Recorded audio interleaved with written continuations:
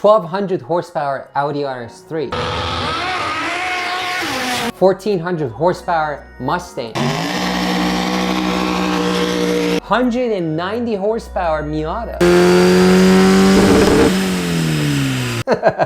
That's actually not bad for a Miata. They all have something in common that helps them make all this power: turbochargers. But how do you turbocharge a car? Can you just do it in your garage? So in this video, I'll be going over everything you need to turbocharge a car.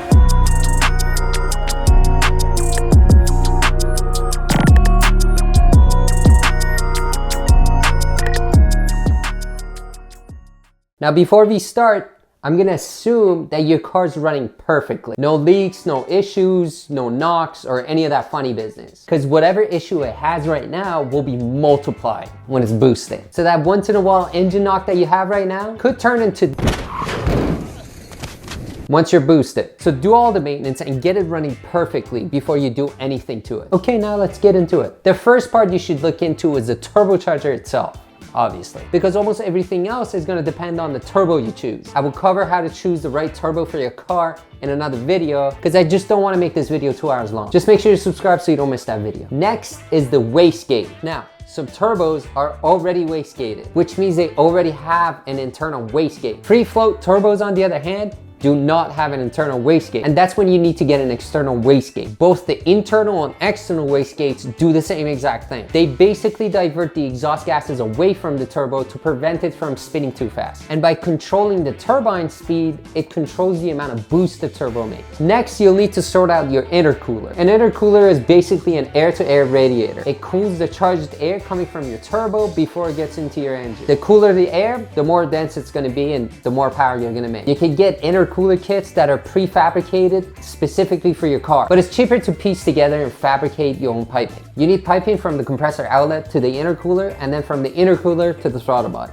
Next is intake. Some people just stick a cone filter to the compressor inlet on the turbo, which does work, but it's better to have the filter somewhere that it gets clean, cool air. Next, you'll need an exhaust manifold to bolt your turbo to your engine. Now, when you're looking for an exhaust manifold, there are usually two main types: tubular and cast. Tubular manifolds are lighter and they can flow better if designed properly. They can also look mad bougie, but they're expensive, and if they're not welded together by a very skilled welder, they could crack. Whereas cast manifolds are usually cheaper and much more reliable. They're almost bulletproof, but they're heavy and they don't flow as good as a good tubular manifold, and they're not as bougie. So next is the downpipe. This connects the turbine outlet to the rest of the exhaust system. Usually you can get the exhaust manifold and the downpipe as a kit, which really makes things easier. But you can also have it fabricated at an exhaust shop. Now your turbo is physically connected to the engine, both from the cold side and the hot side. Next, you need to sort out your oiling to keep your turbo lubricated. Oil is the lifeblood of a turbo. In fact, most turbo failures are due to some sort of oiling issue. You'll need an oil feed line that goes from your engine to your turbo, usually from an unused galley or some other source of good oil pressure. But keep in mind, the oil pressure you're getting from your engine block could be too high for the turbo. That's why in most applications you want to somehow regulate that oil pressure. This could be as simple as a restrictor, or you might need a full-on oil pressure regulator. It all depends on the turbo you're going with and your car. The return line is pretty simple. It just dumps the oil back in your oil pan. And for the lines, stainless steel braided lines will do you just fine. Now you'll need coolant lines to keep the turbo cool. You could just use any universal tubing for the coolant lines. Silicone or even rubber would work. And just like oil, there's usually a feed and return line. Next is a blow-off valve. I've already talked about blow-off valves. It prevents compressor surge, which could potentially damage your turbo. And it sits somewhere in between your turbo and the throttle body on the charge pipe. Now, if your turbo came with an internal recirculating valve, you do not need a blow-off valve. Next, you'll need to sort out your fueling, because the more air you force into your cylinder, the more fuel you'll need to burn to make power. How much more fuel? It really depends on the turbo, the engine, and your power goals. You might have to upgrade everything from fuel injectors, fuel rail, or even fuel pump. Next thing you're gonna need is a boost gauge. You wanna be able to monitor the amount of boost pressure your turbo is making. It gets the boost pressure reading from your intake manifold using a vacuum line. Next is the AFR gauge and a wideband O2 sensor. The AFR gauge, or the air-fuel ratio gauge, and the O2 sensor usually come together as a package.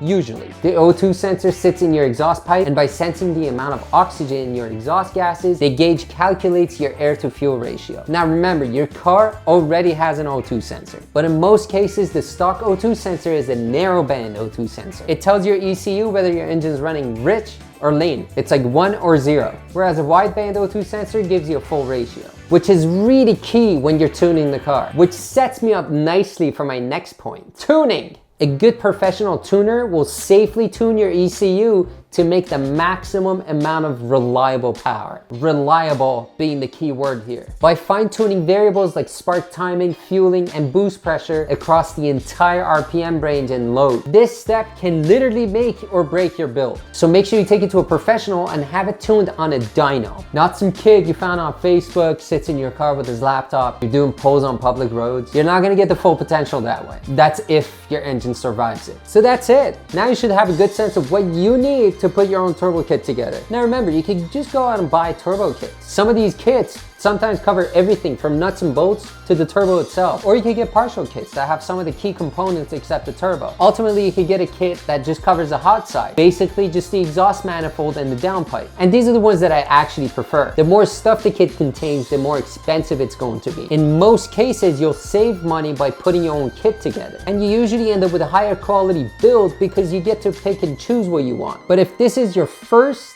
ever turbo install, go with the complete kit. They are by far the easiest ones to install. Just look into their quality, make sure they come with a good turbo. And like I said before, the turbo is actually the most important part. And that's exactly what I'm gonna be talking about next. On the next episode, I'll be giving you a step-by-step on how to choose the right turbo for your car with all the calculations and stuff. Like, this is gonna be a super boring video. So make sure you subscribe so you don't miss that boring episode. Thanks for watching. See you next week.